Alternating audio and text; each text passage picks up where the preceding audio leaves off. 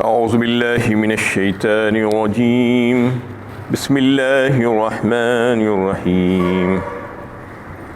ومن أضل ممن يدعو من دون الله من لا يستجيب له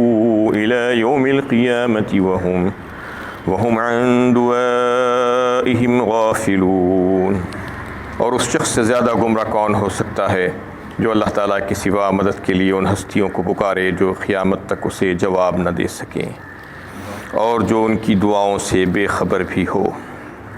یہ سورہ احقاف کی 5ویں آیت ہے، انتہائی اہم آیت ہے عقید توحید کے حساب سے۔ غور سے سماعت فرمائیے، اگر آپ یہ آیت کو سمجھ جائیں گے تو عقیدہ بہترین ہو جائے گا۔ سب سے پہلے تو اللہ تعالیٰ یہ بتانا چاہ رہے ہیں اس میں کہ اس سے بڑھ کر گمراہ اور ظالم کون ہو سکتا ہے جو اللہ کے سوا کسی اور کو مدد کے لیے پکارے، کسی اور کی عبادت کرے، کسی اور سے اپنی حاجتیں مانگے اور کسی اور کو بھی مشکل کشا اور حاجت روا سمجھے، جبکہ تمام مشرکین اور کفار اس بات کو جانتے ہیں۔ اس سے پہلے بھی یہ آیتیں آپ کے سامنے پیش کی جا چکی ہیں۔ جب ان سے سوال کیا جاتا ہے کہ ان تمام چیزوں کے بنانے والے کون ہیں، اس کے خالق اور مالک زمین و آسمان، اور آسمان سے بارش کے برسانے کے بعد زمین سے نباتات کو اگانا اور مردہ زمین کو زندہ کرنا، یہ تمام چیزوں کے خالق کون ہیں؟ تو یہی جواب دیتے ہیں اللہ۔ جب یہ تمام باتیں معلوم ہونے کے باوجود، اس کا اعتراف کرنے کے باوجود بھی یہ لوگ کسی اور کو بھی اللہ کے ساتھ عبادت میں شریک کرنا چاہتے ہیں، اللہ تعالیٰ یہ بتانا چاہ رہے ہیں کہ ان کے پاس تم مشکل کشائی اور حاجت روائی کے لیے جانا چاہتے ہو اور ان کے سامنے جو ہے اپنی پیشانیوں کو رگڑتے ہو اور یہ سمجھتے ہو کہ ہماری تقدیروں کے بنانے اور بگاڑنے میں ان کے پاس بھی کچھ اختیارات ہیں۔ یہ بالکل غلط بات ہے۔ اللہ تعالیٰ فرما رہے ہیں، مختلف صورتوں میں مختلف انداز سے اس کی نفی کی گئی ہے۔ سورہ اعراف پارہ 9 میں اللہ تعالیٰ فرما رہے ہیں، ان الذین تدعون من دون اللہ عباد امثالکم فادعوہم فلیستجیبوا لکم ان کنتم صادقین۔ یعنی تم جن جن کو پکارتے ہو اللہ کے سوا اپنی حاجت روائی کے لیے، وہ تمہارے جیسے ہی تو ہیں، یعنی وہ بھی انسان ہیں، مخلوق ہیں ہماری، تم ان کو پکار رہے ہو، اور اگر تم سچے ہو تو بتاؤ کہ تم جو ان کو پکار رہے ہو کیا وہ تمہارا جواب دے سکتے ہیں، تمہاری حاجتیں پوری کر سکتے ہیں؟ ایسا نہیں ہو سکتا۔ والذین یدعون من دون اللہ لا یخلقون شیئا وهم یخلقون۔ اور ایک سورہ نحل میں 14ویں پارے میں اللہ تعالیٰ فرما رہے ہیں کچھ دوسرے انداز میں، جو وہ لوگوں کو پکارتے ہیں، یعنی جن جن کو پکارا جاتا ہے اللہ کے علاوہ، وہ سب کے سب مخلوق ہیں، انہوں نے کچھ بھی پیدا نہیں کیا۔ والذین یدعون من دون اللہ لا یخلقون شیئا وهم یخلقون، وہ خود پیدا کیے گئے ہیں، جبکہ سب کے سب مخلوقات ہیں، سب برابر ہیں، درجات الگ الگ ہو سکتے ہیں لیکن ہے تو مخلوق ہی، خالق ایک ہی ہے۔ اموات غیر احیاء وما یشعرون ایان یبعثون۔ اور پھر فرما دیا گیا فوراً اس کے بعد کہ مردہ ہیں، زندہ نہیں ہیں، زندگی کے آثار نہیں ان میں، اور انہیں یہ تک شعور نہیں ہے کہ آخرت میں قیامت میں وہ کب اٹھائے جائیں گے۔ یہاں تک اللہ تعالیٰ نے فرما دیا کہ ان کی بے بسی اور مجبوری کا عالم، محتاجی کا عالم تو یہ ہے کہ انہیں یہ بھی معلوم نہیں ہے کہ انہیں کب اٹھایا جائے گا، تو پھر ان کے پاس تم کیا مانگنے کے لیے جا رہے ہو؟ یہ اس میں جو ہے تعلیم دی گئی ہے اور بتایا گیا ہے۔ اور پھر یہ کہ جو اس کی بعد کی آیت میں جو ہے جو بات بتائی گئی ہے، وَإِذَا حُشِرَ النَّاسُ كَانُوا لَهُمْ أَعْدَاءَ وَكَانُوا بِعِبَادَتِهِمْ كَافِرِينَ۔ اور جب تمام انسان جمع کیے جائیں گے تو اس وقت اپنے پکارنے والوں کے دشمن ہوں گے اور ان کی پرستش کا انکار کریں گے۔ آج تو یہ ہے کہ وہ لوگ جن کو پکارا جا رہا ہے اللہ کے علاوہ، وہ کوئی جواب دینے پر قادر نہیں ہے، تمہاری تمنا پوری نہیں کر سکتے، اس لیے کہ تم ان سے جو مانگ رہے ہو اور تم ان سے جو فریادیں کر رہے ہو، ان کے سامنے جو استغاثہ کر رہے ہو، تو ان کے پاس یہ طاقت اور قوت ہے ہی نہیں،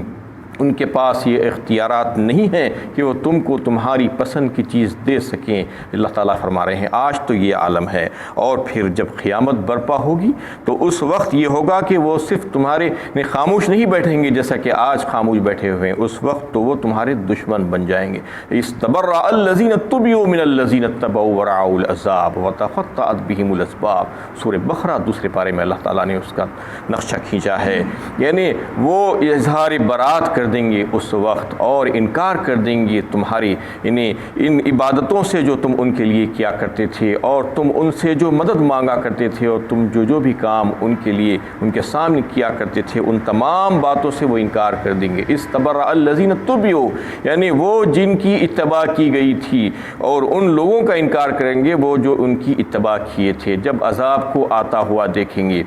ورأوا العذاب وتقطعت بهم الاسباب، اور سارے اسباب، سارے وسائل، سارے رشتے ناطے کٹ جائیں گے اور منقطع ہو جائیں گے، اس وقت کوئی کسی کو نہیں پہچانے گا۔ فکفیٰ باللہ شہیدا بیننا وبینکم ان کنا عن عبادتکم لغافلین، فرمایا سورہ یونس 11ویں پارے میں اللہ تعالیٰ نے، یعنی اللہ تعالیٰ کافی ہے اس دن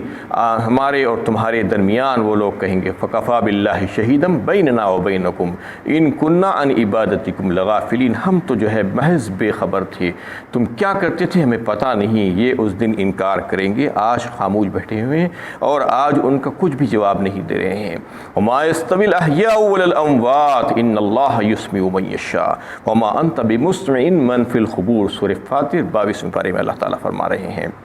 برابر نہیں ہو سکتے زندہ اور مردہ، اور کہ اللہ تعالیٰ جس کو چاہتے ہیں سنا دیتے ہیں، اور تم ان کو نہیں سنا سکتے جو خبروں میں ہیں۔ اس میں واضح فرما دیے ہیں اللہ تعالیٰ، تم ان کو نہیں سنا سکتے جو خبروں میں ہیں، لیکن اللہ تعالیٰ جس کو چاہتے ہیں سنا دیتے ہیں۔ یعنی جو خبروں میں مدفون ہیں وہ اشخاص کو، وہ مردوں کو کوئی چاہے تو نہیں سنا سکتا، لیکن اللہ تعالیٰ چاہے تو سنا سکتے ہیں۔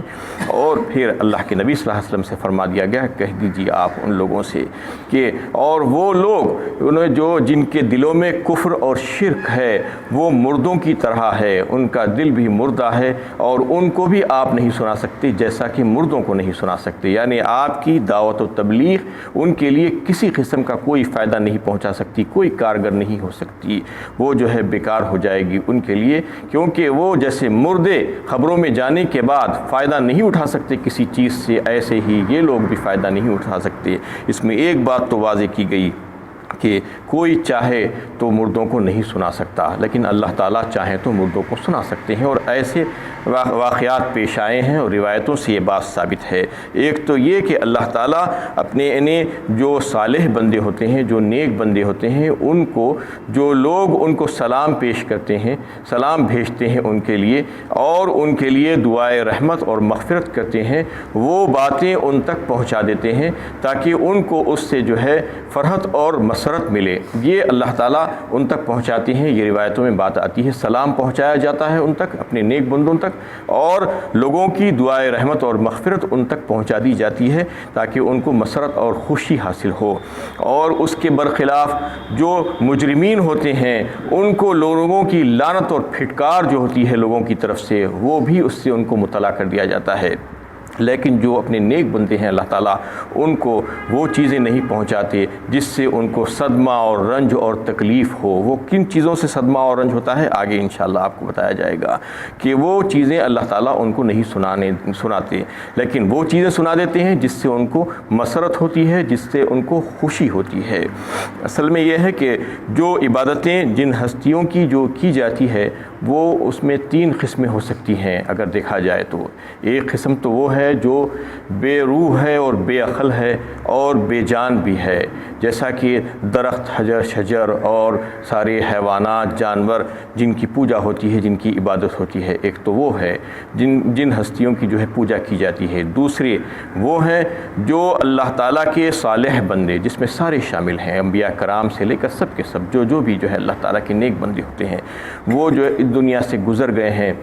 ان کی عبادت کی جاتی ہے۔ تیسرے وہ مجرمین اور ظالم لوگ جو بگڑے ہوئے خود ہوتے ہیں اور دوسروں کو بگاڑتے رہتے ہیں اور زندگی بھر وہ یہی کام کرتے کرتے یہاں سے گزر جاتے ہیں۔ یہ 3 قسم کی جو ہے ہستیاں ہوتی ہیں جن کی عبادت کی جاتی ہے۔ تو پہلے جو ہوتی ہے جو بے عقل اور بے روح ہے، اس کے بارے میں تو آپ یہ سمجھ سکتے ہیں کہ ان کو تو کچھ بھی سنائی نہیں دیتا، چاہے کتنا پکار لو آپ۔ اور دوسرے جو ہیں جو صالحین ہیں، اس کے تعلق سے جیسا ابھی آپ نے سنا کہ جو اچھی باتیں ہیں، ان خوشکن باتیں ہیں، اللہ تعالیٰ ان کو فرشتوں کے ذریعے سے پہنچاتے ہیں، ورنہ وہ ایسے عالم میں پہنچ گئے ہیں کہ وہاں پر براہ راست انسانی گفتگو وہ نہیں سن سکتے، انسانوں کی آواز اس دنیا میں کیا ہو رہا ہے ان کو نہیں معلوم ہے، کیونکہ اس دنیا سے اس دنیا کو وہ منتقل ہو گئے ہیں، اور یہاں کے غم اور یہاں کی تکلیفوں میں اللہ تعالیٰ ان کو رکھنا نہیں چاہتے۔ وہاں پر تو وہ بڑے آرام سے رہتے ہیں، جو یہاں پر انہیں متقیانہ زندگی گزار کر اللہ کو راضی کر کے گئے ہیں، اللہ تعالیٰ ان کو بڑے عیش و آرام میں رکھتے ہیں،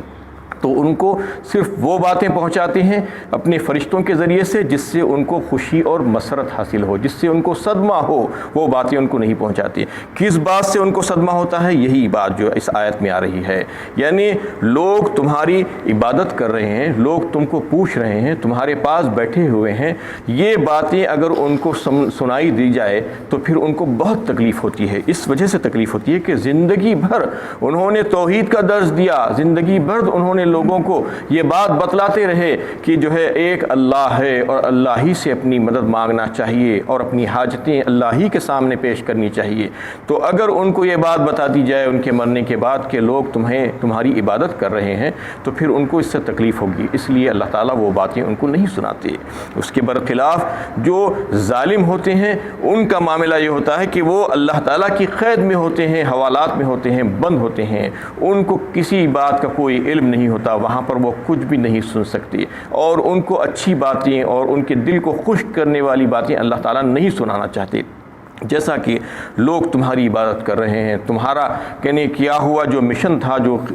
وہ جو ہے بہت خوب چل رہا ہے، کامیابی کے ساتھ چل رہا ہے، یہ اللہ تعالیٰ نہیں بتاتے ان کو، اس لیے کہ اس سے وہ خوش ہو جائیں گے، اور ان کو اللہ تعالیٰ خوش کرنا نہیں چاہتے، اپنے نیک بندوں کو اللہ تعالیٰ خوش کرنا چاہتے ہیں، اور جو تکلیف دہ جو باتیں ہوتی ہیں جس سے صدمہ پہنچتا ہے، وہ تکلیف دہ باتیں اللہ تعالیٰ اپنے نیک بندوں کو نہیں سنانا چاہتے۔ تو اس میں یہی علت ہے کہ جو سنائی نہیں دیتا، جو اللہ تعالیٰ بتا رہے ہیں اس میں کہ تم کتنا ہی پکار لو اللہ کے سوا کسی اور کو مدد کے لیے، ان کی عبادت کر لو، وہ جو ہے نہیں سن سکتے، اپنی مرضی سے نہیں سن سکتے۔ اللہ تعالیٰ جس کو سنانا چاہتے ہیں یقیناً سنتے ہیں، لیکن جو ہے اللہ تعالیٰ جو بات سنانا چاہتے ہیں وہی سناتے ہیں، اور جو بات نہیں سنانا چاہتے وہ بات نہیں سن سکتے ہیں، وہ چاہے وہ کس بھی حیثیت کی ہوں گے۔ اس میں جو بات بتائی دی گئی ہے کہ جو لوگ اللہ کے علاوہ یعنی جن کی عبادتیں کرتے ہیں اور جن کو پکارا کرتے ہیں اور یہ سمجھ کر کہ وہ ہماری حاجت روائی کر سکتے ہیں، اس میں عام طور پر یہ بات ہے کہ جو صالحین ہوتے ہیں ان کی خبروں پر چلے جاتے ہیں، ان کے آستانوں پر چلے جاتے ہیں اور ان کو پکارنا شروع کرتے ہیں، مدد کے لیے درخواستیں پیش کرتے ہیں۔ سب سے پہلی بات تو یہ کہ خبروں پہ جانے کی جو اجازت دی گئی ہے، جو احادیث کی جو روس ہے، وہ یہ ہے کہ اس میں دو ہی وجوہات ہیں۔ ایک تو یہ کہ خبروں پہ جانے قبرستان میں جانے کے لیے، خبروں کی زیارت کے لیے جو اجازت ہے وہ صرف اپنی موت کو یاد کرنے کے لیے، سب سے پہلی بات جس سے عبرت اور نصیحت حاصل ہو۔ وہ عبرت اور نصیحت اسی جگہ سے حاصل ہو سکتی ہے جو ویرانہ ہو، جو ویران قبرستان ہو، جہاں پر زندگی کوئی آثار نہ ہو، ٹوٹی پھوٹی خبریں، خستہ حال خبریں، اور جو ہے جہاں پر بارش کی وجہ سے ٹوٹ گئی ہو، زمین میں دھس گئی ہو، جانور اپنا بسیرا بنا لیے ہوں، درخت اگ گئے ہوں، وہاں پر جانے کے بعد تھوڑی دیر اگر آپ ٹھہر جائیں گے تو آپ کو وحشت طاری ہونے لگے گی، اس زندگی سے نفرت ہونے لگے گی، اور تھوڑی دیر کے لیے آپ یہ سوچنے لگیں گے کہ یہ زندگی کی رونقیں اور یہ زندگی کی لذتیں جو میں لے رہا ہوں یہ ایک دن ختم ہو جانے والی ہے۔ یہاں پر جو لوگ ان خبروں میں پڑے ہوئے ہیں یہ لوگ بھی بہت بڑے بڑے لوگ تھے، ان کو یاد کرے گا وہ انسان کہ وہ اپنے زمانے میں بڑے شان و بان تھی، ان کی دبدبا تھا، آج کیسے پڑے ہیں، کوئی پوچھنے والا نہیں ہے، کوئی پرسان حال نہیں، یہ جو ہے اس کو یاد آ جائے گا وہاں پر جانے کے بعد۔ ورنہ کوئی دوسری جگہ پر اگر جائے گا تو وہاں وہ موت کہاں سے یاد آئے گی؟ وہاں پر تو زندگی کے آثار مل جاتے ہیں آپ کو، یعنی گانا بجانا اور جو ہے خوب خوشبوئیں اور بہترین قسم کے فرش اور جو ہے یعنی ہر قسم کے جو ہے چیزیں وہاں پر نعمتیں آپ کو نظر آ جائیں گی، تو وہاں پر جا کر موت نہیں یاد آتی۔ موت یاد آنے کے لیے یہی جگہ ہونا ضروری ہے۔ اور پھر جو ہے دوسری وجہ خبروں پر جانے کی، قبرستان میں جانے کی جو اجازت جو دی گئی ہے کہ وہ جو میت ہے، جو خبروں میں جو مردہ پڑے ہوئے جو لوگ ہیں وہ یعنی مجبور ہیں، محتاج ہیں تمہاری دعاؤں کی۔ اللہ تعالیٰ فرماتے ہیں کہ تم ان کے لیے دعا کرو۔